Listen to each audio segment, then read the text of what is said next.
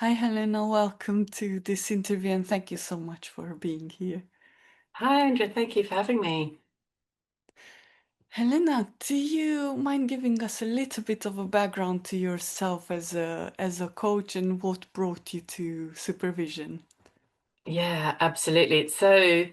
Originally, I come from an HR background, so I was working in HR for about 20 years in big FTSE 100 companies, and then I was an HR director in government for the last 4 years. And the feedback I got towards the end of that part of my career was that, I added a lot of value in my one-to-ones with senior leaders. And I thought, well, I'm kind of done with the transactional stuff now. And at that point, I met a coach and I had my first experience of coaching. And I just thought, wow, I want to do this. So I did my MSc in exec coaching at Ashridge Holt Business School. And then 2 years later, I went full time and quit and set up my coaching business. And was doing that for about a year, and my niche was always people who think differently and who are creatives and don't fit into the corporate world, because that had been my experience.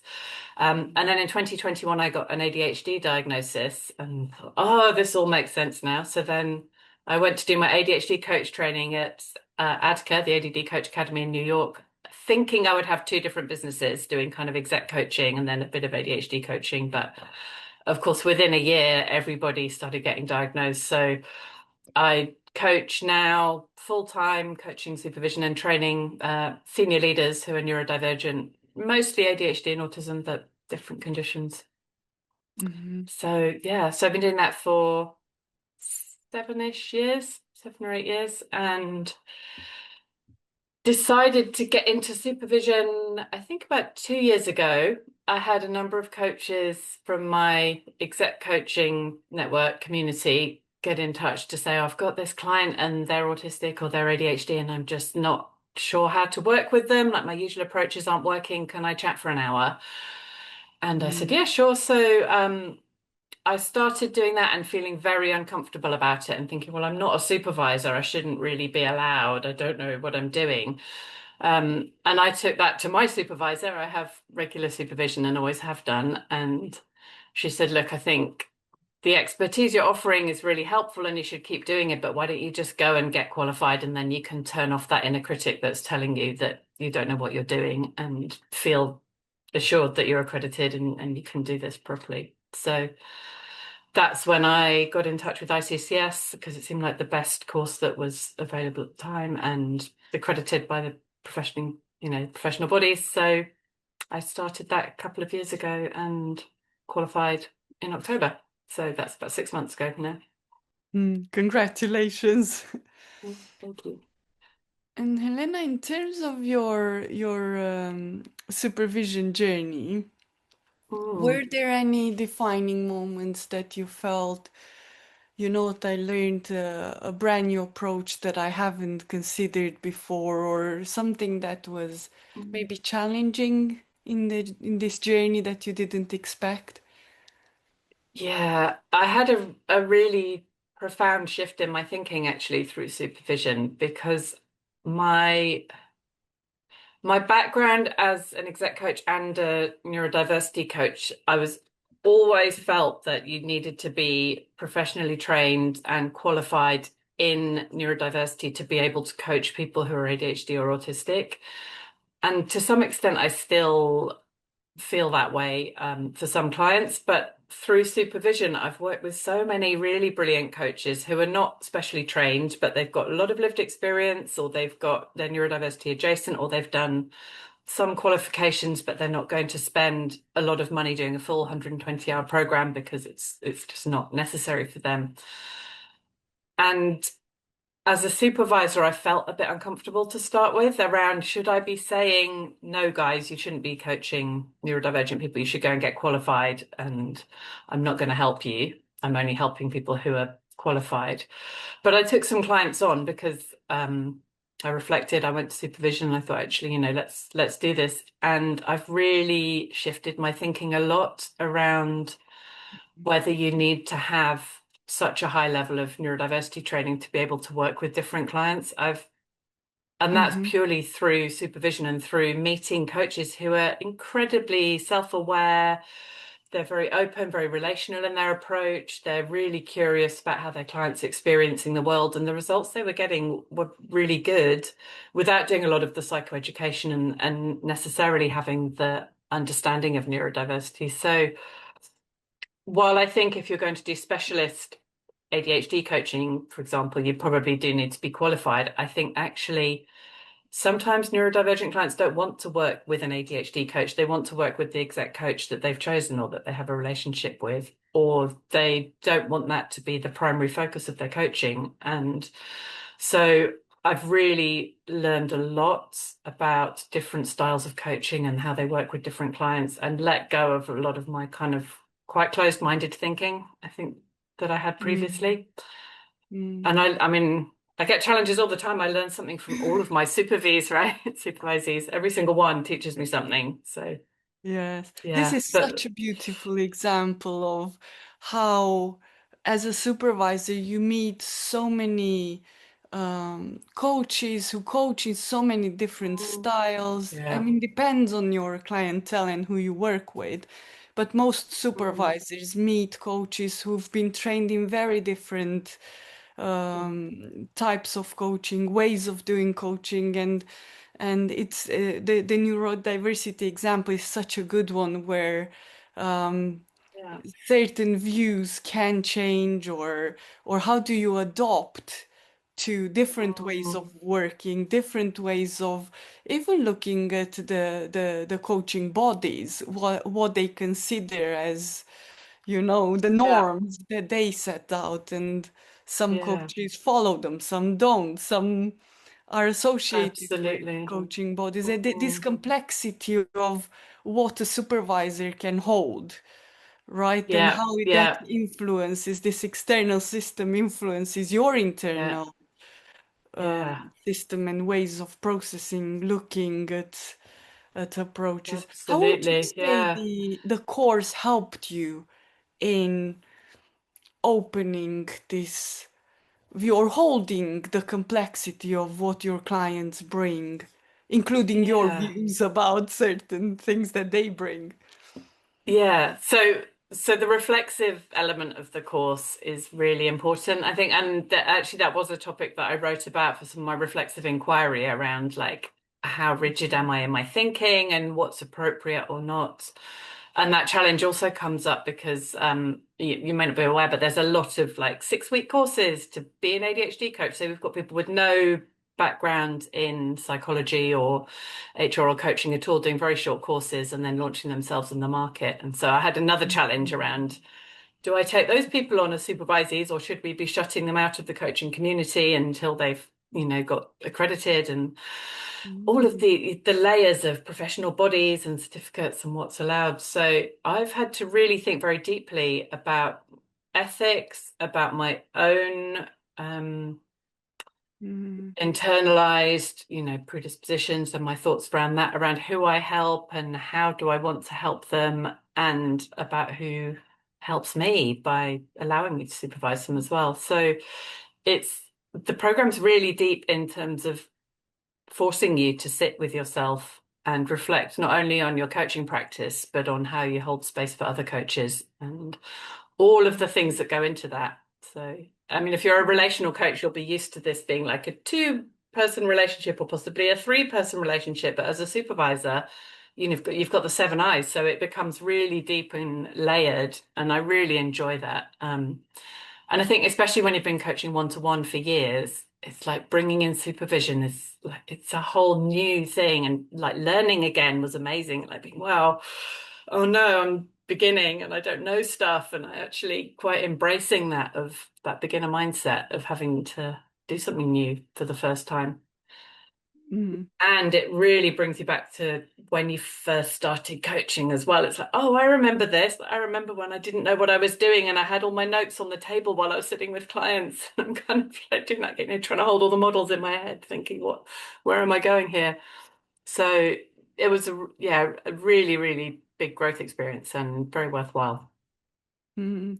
A lot of our students and alumni share that their journey to train and become a supervisor really impacted their coaching.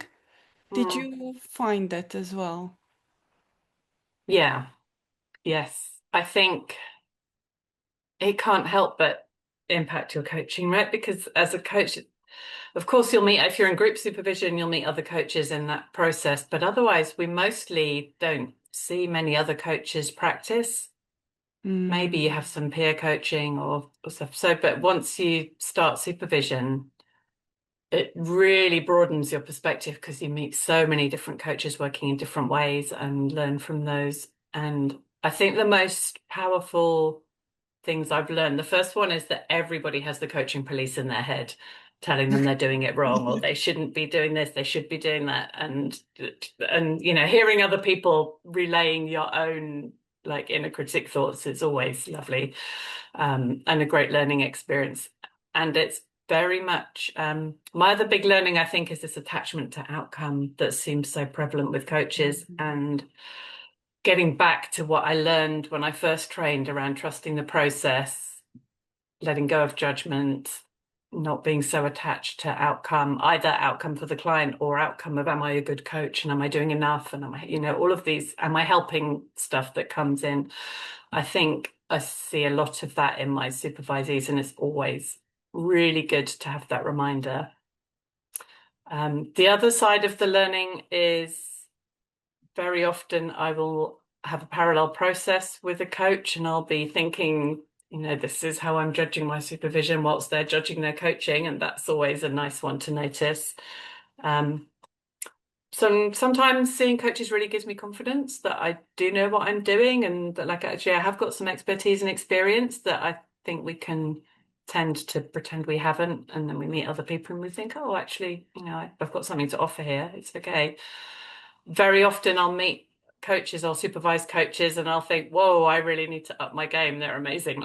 And that's really helpful because I think we all need reminding about that growth mindset. And actually, we're constantly learning and we're never done. So both of, yeah, lots of experiences of learning.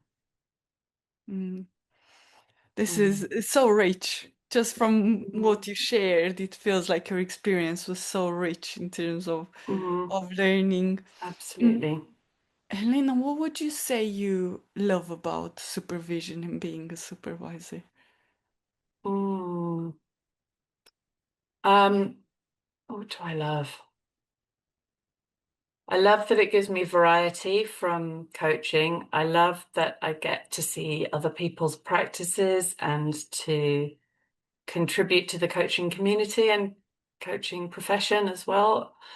Um, and I find it quite intellectually stimulating having to shift between being a coach and being a supervisor. I think that's a really interesting thing to do, and the different way I supervise compared to how I coach, and kind of stepping into that has given me a lot of food for thought and variety and really stretched me. So, Mm. mm. And group supervision I offer as well, and I really love that. The groups are great, and that's something that's taught me a lot. So, the group models that ICCS taught, I use almost every time. Not always, sometimes it'll be a bit more free flowing, but some of that stuff is so useful. And just, I think, getting practiced in holding space for groups of coaches and offering supervision where actually I'm not even being particularly directive or offering very much myself, but facilitating that space for them to do the expansive thinking and to support each other has really helped me as well to kind of let go and remember that presence is enough. I hear this a Mm, lot from coaches from supervisors where groups, supervising groups of coaches can be so rich and they basically run the supervision space yeah, and there's very little that needs doing from the supervisor.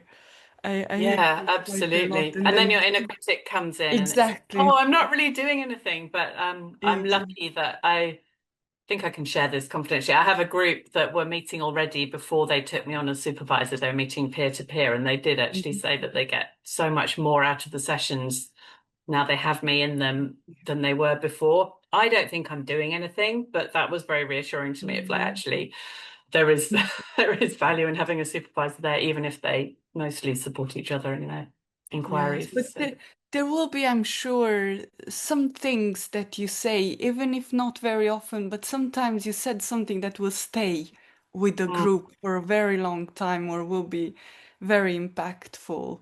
yeah, um, yeah. But for I the did think that feedback was lovely, and I want to share that with any other supervisors who are working with groups and thinking they don't do much. Like you really are doing something, it's even if normal. you're Yes. not Yeah. talking a lot. Yeah, yeah. Yeah. Um, what's the future holding for Helena in terms of Mm. supervision? So yeah, so I've probably got enough hours now to get my senior practitioner for EMCC, so I need to apply for that. And I'm also through supervision, I've met enough people who said, actually, would you like to run some training for us as coaches around neurodiversity? Because there's a lot of programs out there that train people to become neurodiversity coaches, but there's only a few that offer training for people who are already been coaching for 20 years and they know a lot of the stuff and they just need some of the additional information and psychoeducation pieces. Um, so that's opened up a new door for me of pursuing that. And then that will, I think, spin back on itself because group supervision will be part of that program. So it's growing my business and expanding in different directions. But yeah, I still love one-to-one coaching as well. But I don't think I'll ever completely stop that. It's both and I like all of it. Mm. Lovely. And Helena, in terms of your supervisees, whether group or one-to-one, what challenges do you tend to help them with? Yeah. Um, Or what I do they think tend that to bring to your yeah, session? and I think that falls into two pots because I have some supervisees who are specialist coaches, who are neurodiversity coaches or ADHD coaches.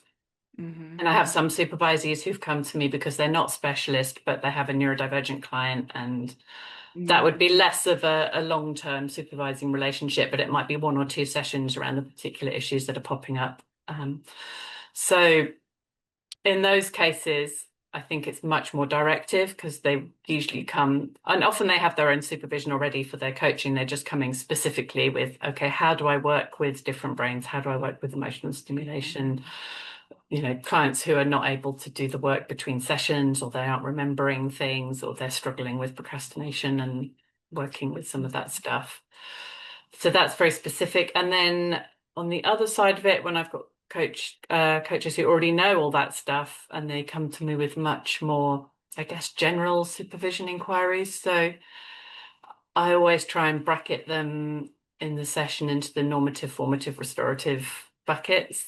And it's always a blend of all three come up. So sometimes it's how do I get more clients? I've got this problem with my terms and I'm not sure about the ethics of doing things in this way. Should I be charging more? Can I allow people to cancel on me at the last minute? What works? Where are my boundaries? Um, very often coaching is pretty lonely, I think, and we can get quite in our own heads with the coaching police and start um, being quite mean to ourselves and wondering if we're doing it right. So there's a lot of encouragement and support, particularly with the groups of people being able to see that we all struggle with the same stuff and Mm. just not feeling so alone is important. And then the formative piece is probably my favorite part of supervision of developing coaches in their practice and helping us see our blind spots. And I always find it amusing when I'm coaching people on stuff and I'm thinking I can't do this for myself because you can't see the water when you're in it, right? You need someone to hold up the mirror and be like, have you noticed this? And whenever my supervisor says anything like that to me, I'm always like, oh, it's so obvious now you've said it. I can't believe Mm. I've missed that, but I can't.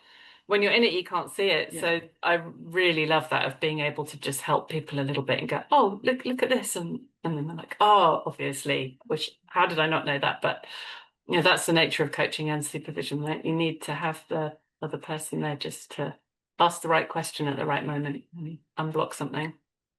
Mm. Yes, there's so many things in there in terms of how valuable supervision can Yeah. be in so many ways. Oh, hugely valuable. Mm. I think it's it's almost dangerous to coach without supervision, I think. It's so important to have somebody there just watching your back for professional standards and reassuring you and catching your blind spots. Mm. Hopefully, it will become mandatory in the I hope future, but so. I do think we're going in that direction in Yeah. many ways with the coaching bodies. Um, Helen, I have a last question in terms of what would you what would your thoughts, reflections be for somebody who's considering to train as a supervisor and they are in that decision-making process? What advice or some of your experience would you share with them? Um, I think if you're considering it already, you're probably going to do it. I've, Love it. I don't know, many people would be like, oh, I'm thinking about qualifying as a supervisor and then deciding not to bother and just to continue coaching for another 20 years. Um, Mm.